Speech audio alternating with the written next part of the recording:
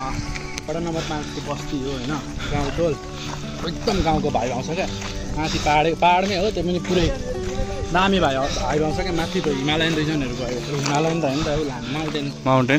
mountain reason गयो जस्तो भाइ आउँछ यार हावा पनि ओप्पो आइरहेको छ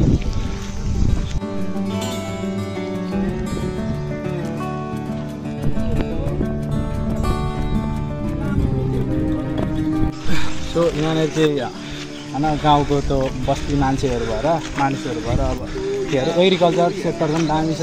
किनकि अहिले मकैको सिजन हो सबैले यहाँ मकैहरू के अरे उमारिराख्नु भएको छ है यहाँ हेर्न सक्नुहुन्छ यता साइडमा पनि छ होइन अनि त्यो लगायत हाम्रो गाईबस्तुहरू होइन कुखुरा हो त्यस्तोहरू पनि पाल्नुहुन्छ जसले गर्दा अब दुधहरू भयो अन्डाहरू भयो होइन